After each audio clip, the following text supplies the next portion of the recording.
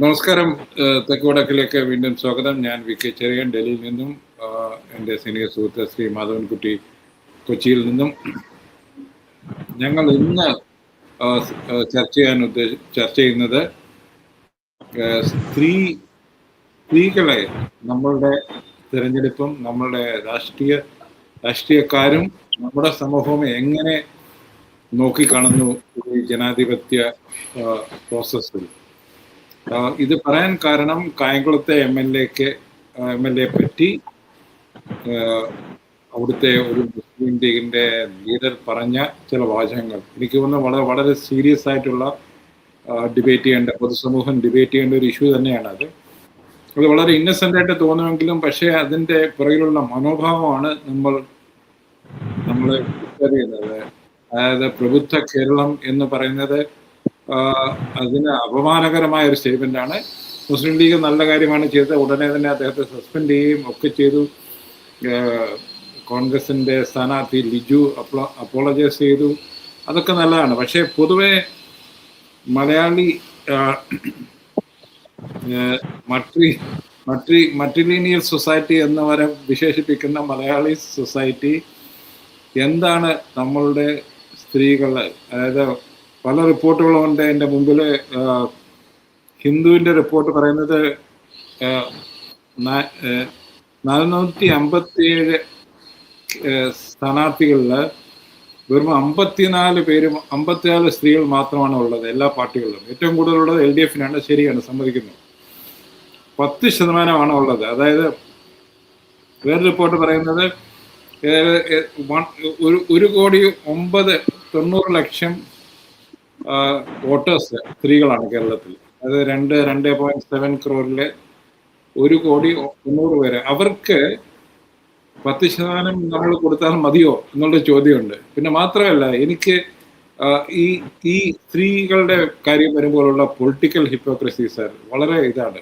അതായത് രാഹുൽ മാങ്കൂട്ടത്തും ചെയ്തത് ശരിയാണെന്ന് ആരും പറയുന്നില്ല. പക്ഷെ അദ്ദേഹത്തിന്റെ പുറകെ പോയ സാംസ്കാരിക നായകരും പൊളിറ്റിക്കൽ ലീഡേഴ്സും ഒന്നും പിന്നെ വന്ന ആൾക്കാരുടെ പറയുന്നത് PT കുഞ്ഞു മുഹമ്മദ് ആകട്ടെ, അതുപോലെ തന്നെ ഇപ്പോൾ അത് വലിയ ഇഷ്യൂ ആക്കുന്നു. ശരിയാണ്, നല്ലതാണ്. പക്ഷെ അതിനിടയിൽ കൊല്ലത്ത് ചിന്താർ ജെറോമിന്റെ ഒരു ജാഥയിൽ വിളിച്ച ചില മുദ്രാവാക്യങ്ങൾ, ഇതൊക്കെ എന്താണ് സാർ കണക്ക്? നമ്മളെ കേരള സമൂഹം ഇപ്പോഴും ഒരു ഫ്യൂഡൽ ചിന്താഗതിക്കാരാണോ സ്ത്രീകളുടെ കാര്യം വരുമ്പോൾ? സ്ത്രീകളുടെ കാര്യത്തിൽ മാത്രമല്ല, പൊതുവെ കേരള രാഷ്ട്രീയ സംസ്കാരം ഒരു ജന്മിത്വ മാടമ്പി പുരുഷ മേധാവിത്വ സംസ്കാരമാണ്. അതില് യാതൊരു സംശയവുമില്ല. ഇപ്പൊ ഏറ്റവും ഒടുവിൽ താങ്കൾ സൂചിപ്പിച്ച കായംകുളത്തെ സംഭവം അതിന്റെ ഒരുപക്ഷെ നമ്മളുടെ ഇന്നത്തെ യുഗത്തിൽ അല്ലെങ്കിൽ, അതായത് ഉടൻ തത്സമയ വീഡിയോ സംപ്രേഷണത്തിന്റെയും സാമൂഹ്യ മാധ്യമങ്ങളുടെയും ഒരു യുഗത്തിൽ അല്ലെങ്കിൽ കേരളത്തിൽ പല പ്ലാറ്റ്ഫോമുകളിലും നിർബാധം യാതൊരു വെല്ലുവിളിയുമില്ലാതെ ആവർത്തിച്ചുകൊണ്ടിരിക്കുന്ന സ്ത്രീ വിരുദ്ധതയാണ് നമ്മൾ ഇന്ന് കേരളം കണ്ടത് തത്സമയ സംപ്രേഷണത്തിലൂടെ. അപ്പൊ ഇതിനെക്കുറിച്ച് ഞെട്ടാനും അത്ഭുതപ്പെടാനൊന്നും എനിക്ക് കഴിയുകയില്ല. അത്രയ്ക്ക് നിഷ്കളങ്കനല്ല ഞാൻ കേരളത്തില് നടക്കുന്ന കാര്യങ്ങളെ സംബന്ധിച്ച്. ഇത് തുടങ്ങുന്നത് താങ്കൾ ആദ്യം മനസ്സിലാക്കേണ്ടത്, തൊഴിൽ പങ്കാളിത്തത്തിൽ ഇന്ത്യയിൽ ഏറ്റവും പുറകിൽ നിൽക്കുന്ന ഒരു സംസ്ഥാനമാണ് കേരളം. അത് നമ്മൾ ആദ്യം മനസ്സിലാക്കുക.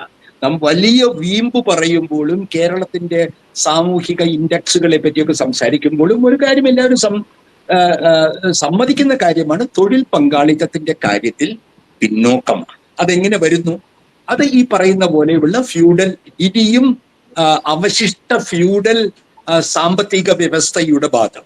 2, ഇനി പങ്കാളിത്തത്തിന്റെ സ്വഭാവം നോക്കിക്കഴിഞ്ഞാൽ ഉയർന്ന തലങ്ങളിലുള്ള, അതായത് തൊഴിലിന്റെ സ്വാഭിമാനം വർദ്ധിക്കുന്ന സ്വാതന്ത്ര്യബോധത്തോടെയുള്ള തൊഴിലെടുക്കുന്നവരുടെ എണ്ണം എടുത്തു കഴിഞ്ഞാൽ അതും നമ്മൾ വളരെ പുറകിൽ എന്ന് വിചാരിക്കുന്ന വടക്കേ ഇന്ത്യൻ, തമിഴ്നാട്, മഹാരാഷ്ട്ര സ്റ്റേറ്റിന് പുറകിലാണ്. കാരണം നമ്മളുടെ കണക്കിൽ പങ്കാളിത്തത്തിൽ പെടുന്നത് അംഗനവാടി ടീച്ചർമാർ, അല്ലെങ്കിൽ കുടുംബശ്രീ പ്രവർത്തകർ, അല്ലെങ്കിൽ ഹരിത പ്രവർത്തകർ. ഇങ്ങനെ കേരളത്തിലെ മധ്യവർഗ സമ്പന്നർക്ക് ചെയ്യാൻ താല്പര്യമില്ലാത്ത ജോലികൾ വീടുകളിൽ നിന്നും പൊതുസ്ഥലങ്ങളിലും ചെയ്യുന്നതിന് വേണ്ടിയിട്ടാണ് കേരളത്തിലെ ഒരു വലിയ വിഭാഗം പാവപ്പെട്ട സ്ത്രീകൾ ഇന്ന് ഉപയോഗിക്കപ്പെടുന്നത്. രാഷ്ട്രീയമായും അവർ ഉപയോഗിക്കപ്പെടുന്നത്. അപ്പോൾ ഇത് എന്ത് സേവനം? കോവിഡ് വന്നാൽ കുടുംബശ്രീ, മന്ത്രിക്ക് തിരുവാതിര കൊട്ടാൻ യൂണിഫോം ഇട്ട സ്ത്രീകൾ, ഇത്തരത്തിൽ പ്രകടമായി തന്നെ വളരെ ഫ്യൂഡൽ. എന്തിന്? വിപ്ലവ പാർട്ടിക്ക് തിരുവാതിര പാടാൻ കുടുംബശ്രീക്കാർ താലം പിടിച്ചു വരവേൽക്കാൻ, മന്ത്രി മുഖ്യനെയും രാഷ്ട്രീയ നേതാവിനെയും താലം പിടിച്ചു വരവേൽക്കാൻ ജോലിയും കൂലിയും കളഞ്ഞ് കുടുംബശ്രീയിലെയോ അല്ലെ അംഗനവാടി ടീച്ചർമാർ. ഇതാണ് അവസ്ഥ. ഇത് കണ്ണിൽ നോക്കി പറയാൻ കേരളത്തിലെ സാംസ്കാരിക നായകന്മാർക്കും മാധ്യമങ്ങൾക്കും വിമർശകർക്കും കഴിയുന്നില്ല.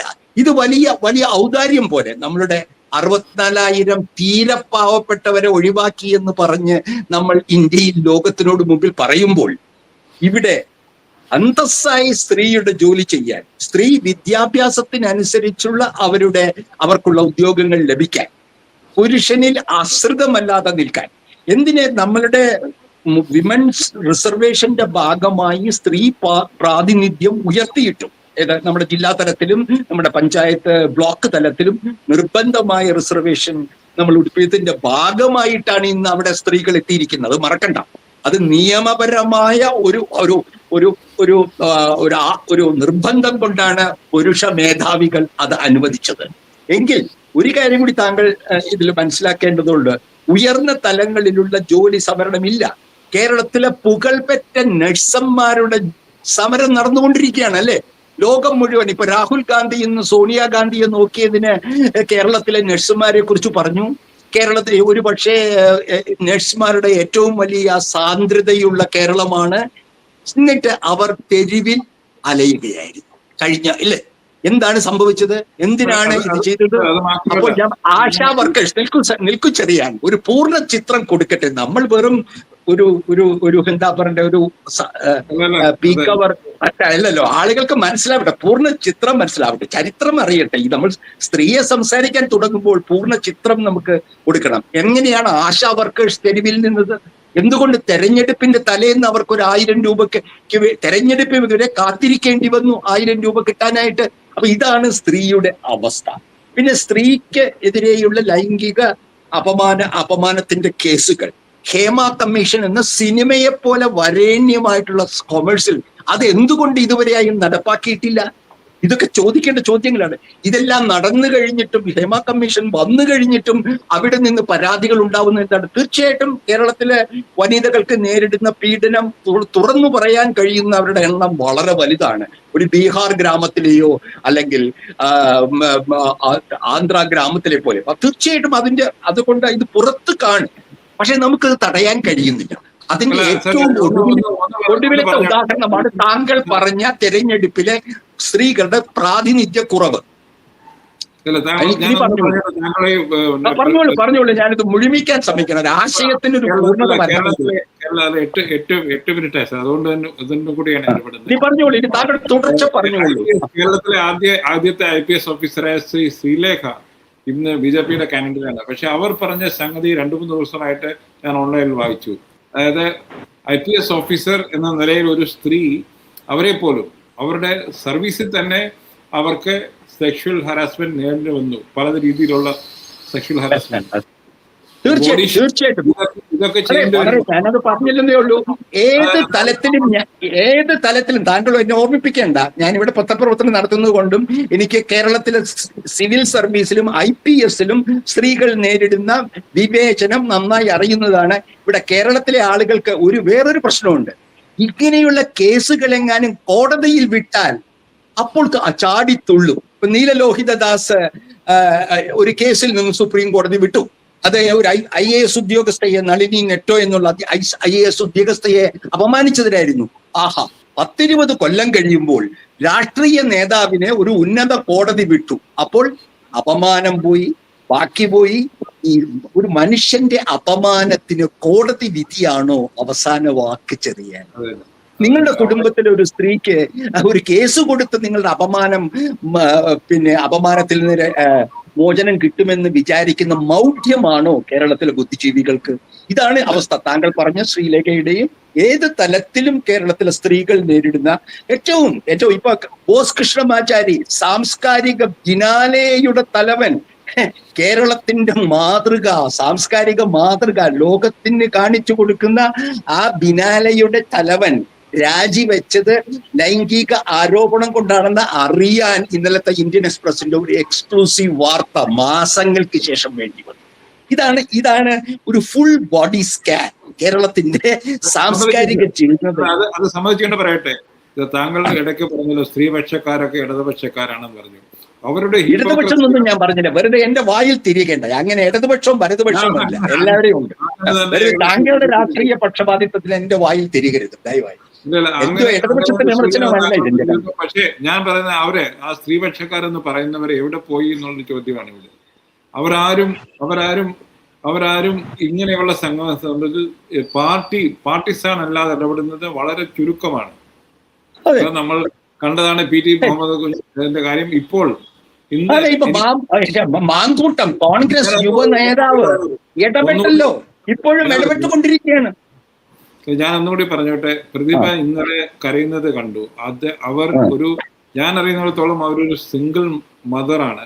അവരുടെ കുട്ടിക്ക് കുറെ ഡ്രഗിന്റെ പ്രശ്നം ഉണ്ടായിരുന്നു, അങ്ങനെയൊക്കെ ഉണ്ടായിരുന്നു. അങ്ങനെയുള്ള ഒരു സ്ത്രീയെ പറ്റി ഇത് നമ്മൾ തമ്മിൽ ഇതിനെപ്പറ്റി ചർച്ച ചെയ്യേണ്ട കാര്യമില്ല. താങ്കളെ പോലെ ഒരു പുരോഗമനവാദിയും എന്നെ പോലെ പ്രായം ചേർന്ന ഇടതുപക്ഷവാദിക്കും ഇത് ശരിയാണോ തെറ്റാണോ എന്ന് ചർച്ച ചെയ്യേണ്ട അതിന്റെ വിവിധ മാനങ്ങളാണ് നമ്മൾ ചർച്ച ചെയ്യേണ്ടത്. ചെറിയാണ് ഇത് ഈ കേരളത്തിലെ സംസ്കാരശൂന്യത. ഇതെന്താണ്? അത് ചെയ്തത് തെറ്റാണെന്ന് അവരുടെ പാർട്ടി വിളിച്ചു പറഞ്ഞു കഴിഞ്ഞു, അയാളെ പുറത്താക്കിയിരിക്കുന്നു. അവിടുത്തെ സ്ഥാനാർത്ഥി ലിജു, വളരെ മാന്യനും വളരെ ഒരു നല്ല കോൺഗ്രസ് നേതാവുമായിട്ടുള്ള ലിജു, അദ്ദേഹം ആരും പറയാതെ മാപ്പ് ചോദിച്ചു എല്ലാവരോടും. നമ്മളെപ്പോലുള്ള രണ്ടാളുകൾ ചർച്ച ചെയ്യേണ്ടത് തെറ്റാണോ ശരിയാണോ എന്നല്ല, അതിന്റെ മാനങ്ങൾ എന്താണ് അത് പറയൂ. പറയൂ. അത് അങ്ങനെയുള്ള ഞാൻ പറയുന്നത് ഈ സംഭവങ്ങൾ സ്ത്രീകളെയും രാഷ്ട്രീയത്തിലും പൊതുരംഗത്തും വരാതിരിക്കാനുള്ള കാരണമായി മാറും. വെച്ചാൽ ആർക്കും ബിന്ദു കൃഷ്ണയെല്ലാം എന്തെല്ലാമാണ് കേൾക്കുന്നതെന്ന് നിങ്ങൾക്കറിയാമോ? ബിന്ദു കൃഷ്ണ ആ കൊല്ലത്ത് സ്ഥാനാർത്ഥിയായിട്ട് നിൽക്കുന്നവർ. അപ്പോൾ എന്തിനു പറയുന്നു കേരളത്തിലെ പൊതു രാഷ്ട്രീയ സംസ്കാരം സ്ത്രീ വിരുദ്ധമാണ് എന്ന് നമുക്ക് യോജിക്കാം. ആദ്യമായിട്ട് ആ യോജിക്കുന്നതാണ് നമ്മൾ പ്രേക്ഷകരുമായി പങ്കിടുന്നത്. ഒരു കാര്യം കൂടി പറയാം, ഇത് അപവാദങ്ങളല്ല, ഇത് പലപ്പോഴും സംഭവിക്കുന്നുണ്ട്. താങ്കൾ പറഞ്ഞതിന്റെ ഒരു കണക്ക് ഞാൻ പറഞ്ഞുതരാം. 14.2% ഇടതുപക്ഷത്തിലെ സ്ത്രീ സ്ഥാനാർത്ഥികൾ, 12.2 UDF സ്ഥാനാർത്ഥികൾ. ഒരു കാര്യം, ഒരു വെളിച്ചം ഞാൻ താങ്കളുടെയും മറ്റുള്ളവരുടെയും ശ്രദ്ധയ്ക്ക് വേണ്ടി പറയുകയാണ്. മുസ്ലിം ലീഗിന്റെ സ്ഥാനാർത്ഥി നിരയാണ് ഏറ്റവും അഭിമാനകരം. ഇത് പറയാൻ ചിലർക്ക് പുളിപ്പുണ്ടാവുക. അതുകൊണ്ട് തന്നെ അവർ 3 സ്ത്രീകളെ ആദ്യമായി അവതരിപ്പിക്കുകയാണ് ഈ തെരഞ്ഞെടുപ്പിൽ. അതിൽ ഒരു സ്ത്രീ ഒരു ഹിന്ദു സ്ത്രീയാണ്, ഒരു പെൺകുട്ടി ഒരു യുവതിയാണ്. ഇതാണ് മാറ്റം. ഇതാണ് യഥാർത്ഥത്തിൽ കേരളത്തിന്റെ സംസ്കാരത്തിൽ സംഭവിക്കേണ്ട ഒരു ചെറിയ മാറ്റം. മുസ്ലിം ലീഗിനെ പോലെ ഒരു മതാധിഷ്ഠിത പാർട്ടിയിൽ ഇപ്പോഴും തങ്ങൾമാരുടെയും സമസ്തയുടെയും ചൊൽപ്പടിക്ക് നിൽക്കുന്ന ഒരു രാഷ്ട്രീയ പാർട്ടിക്ക് കാലത്തിനനുസരിച്ച് മാറാനും ഇന്നത്തെ ഫാസിസ്റ്റ് വെല്ലുവിളിയിൽ തങ്ങളുടെ നേരെ ആരോപണം വരുന്നത് എന്തിന്റെ അടിസ്ഥാനമാണെന്ന് മനസ്സിലാക്കി അവർക്ക് പ്രവർത്തിക്കാൻ കഴിഞ്ഞത് ഓരോ മലയാളിയുടെയും അഭിമാനമാണ്. അതെ, ആ ഒരു പോസിറ്റീവ് പോയിന്റിൽ നമുക്ക് നിർത്താം സർ. നന്ദി, നമസ്കാരം. വേറൊരു വിഷയമായി നിങ്ങൾ വീണ്ടും